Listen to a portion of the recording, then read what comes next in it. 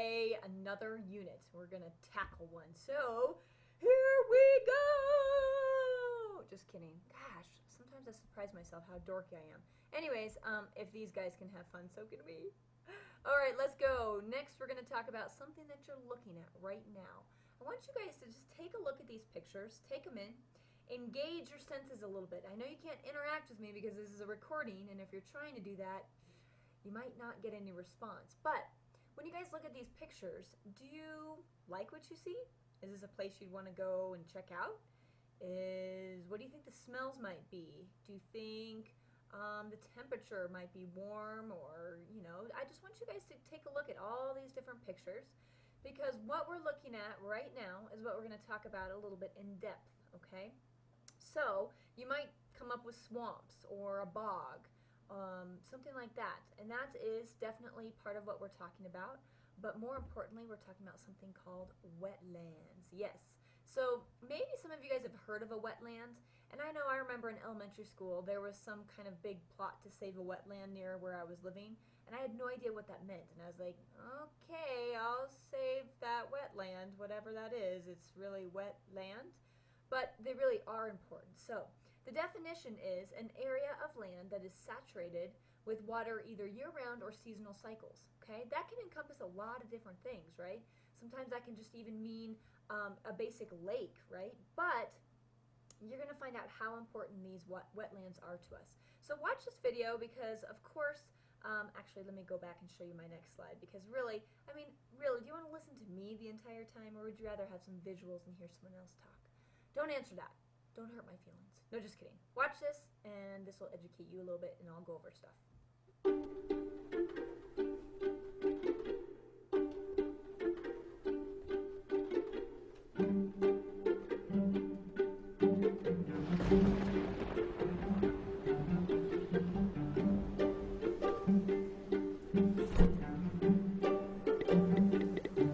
When rain falls, it's part of a cycle that's essential to all life on Earth.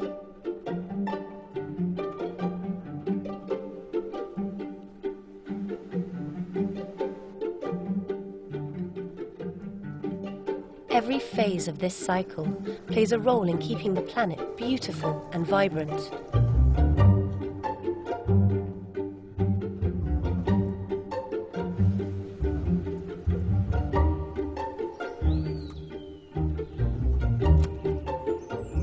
Water makes its way back into the atmosphere via many different routes. Through rivers, from the leaves of plants, and even through the human body. And what keeps all these processes turning are wetlands.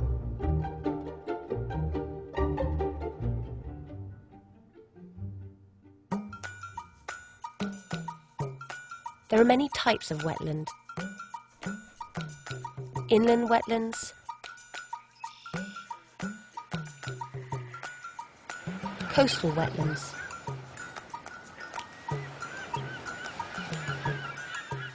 and human-made wetlands.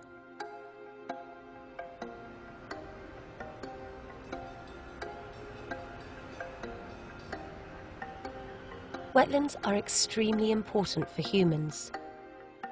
They are hugely diverse ecosystems, providing natural riches like food, timber, and medicines. Nearly 3 billion people are dependent on groundwater for drinking, and agriculture relies on wetland freshwater for irrigation.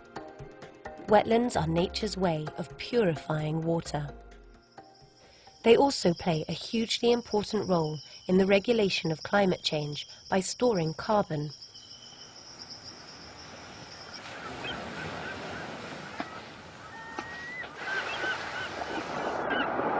Coral reefs, mangroves, tidal flats, and other coastal wetlands provide a buffer between the land and the sea, preventing flooding and erosion. Despite all of these benefits, wetlands are often thought to be of low value, and half of the world's wetlands have already been destroyed.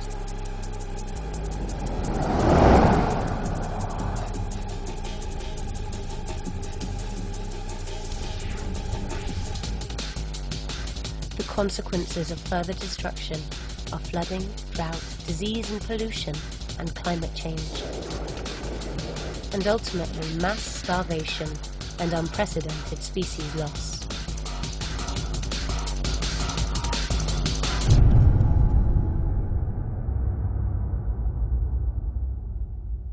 But there is hope. The Ramsar Convention protects wetlands by helping people work together to manage these most precious of resources.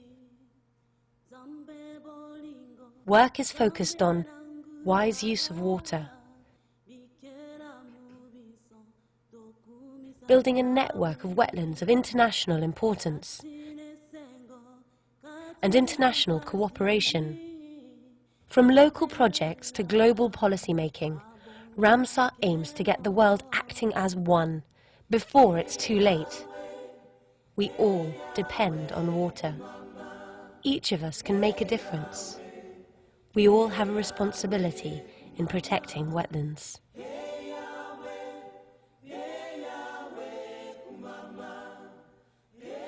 So, that was actually a pretty good video to cover a lot about what we're going to talk about in just a moment.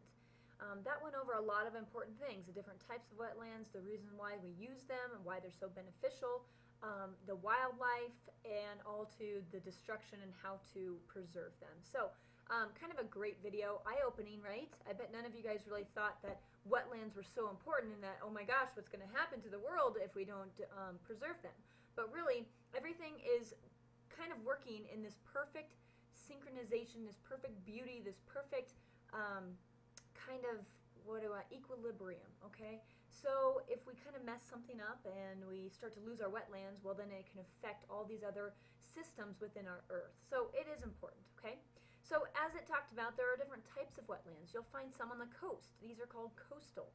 Basically they have a high salt content, but like it said, it can help prevent some of those floodings onto the land. Not that it's going to help prevent tidal waves because that's underneath and under the water, but nonetheless, there are some times where flooding occurs in those coral reefs and mangroves, and these types of wetlands can really help. So if we start to destroy them with, our misuse of the ocean and, whatever we're doing, tourism, stuff that, is kind of impacting the ocean in a negative way can really affect these types of coastal wetlands.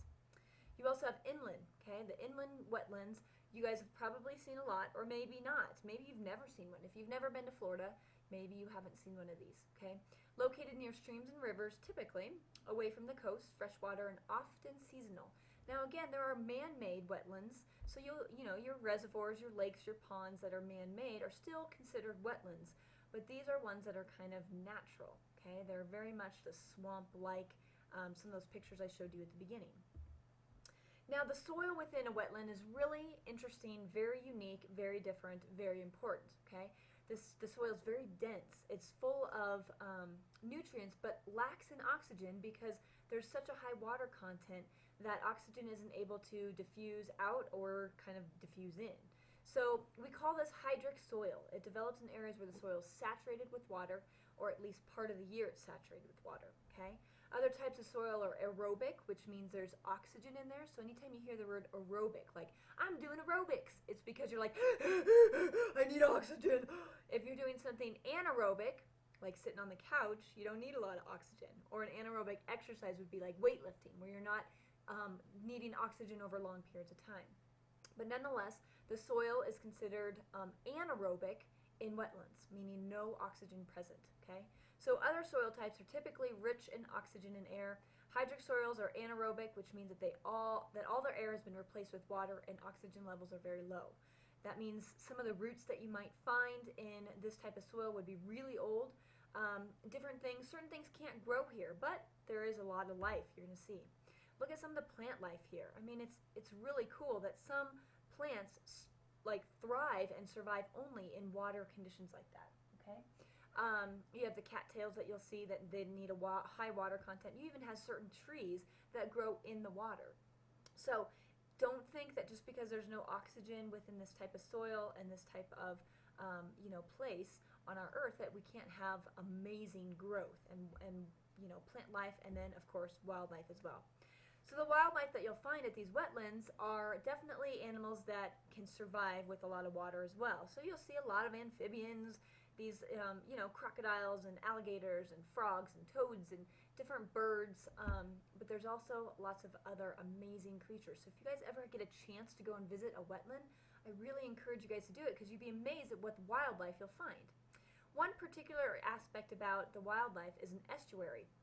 This is a special type of wetland area where coastal saltwater meets the freshwater of a river, okay? And it showed you in that video where an estuary kind of is located, okay? So again, where coastal saltwater meets freshwater of a river.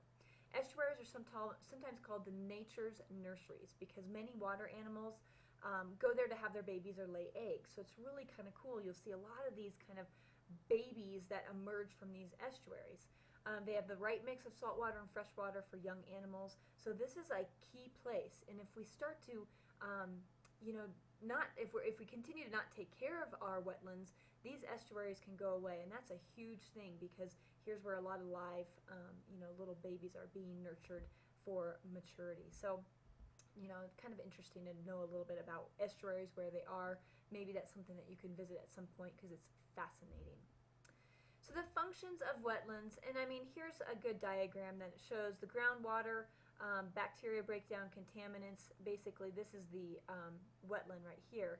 You have streams that basically slowly release this water from the stream. So we have all this water that's within the ground. But you also have runoff, okay, dissipates stream energy. You have different things. Contaminants and sediments are filtered. The wetlands provide such a way of filtering out. Some of the bacteria that's found in a wetland can really take a hold of some of the contaminants that we put into it and get rid of it. Some plants absorb those contaminants. Not that I'm happy for that, but at the same time, they help destroy some of our bad habits. So if we get rid of the wetlands, then we're even kind of messing ourselves up even more, okay? But also, flood control is a big thing. If you get rid of the wetlands, then basically there's no place to kind of collect extra water, okay? So then you have massive flooding. The wildlife habitat is destroyed, okay? Pollution control is a big thing where I told you that sometimes if we're not treating our wetlands, well, and we're not preserving them, then they get overflowed, with kind of pollution type things where at one time they were able to help us with that, but if we continue to do it and increase our pollution, we can't do anything to kind of help those wetlands survive, okay? And then also use them for recreation though. We love the water. Most of us do, right? So if you guys like to be in a canoe or boating or just even sit by a lake or swim in it or, whatever, these are providing a lot of our recreation, so we don't want them to go away, okay? So we need to be really aware of how we are treading on our world and our earth. And we just had Earth Day yesterday, okay? So I hope you guys really take this into consideration, that conserving water, how we use it, how we pollute, different things, don't just affect some of the greater things that we often think about, like, oh, we have so much trash in our world and stuff like that. It's actually, we're talking about our water sources too, okay? So anyways, enough on wetlands. I hope you guys learned just a little bit of new stuff. And, we'll be back for some more stuff probably on water. We'll see.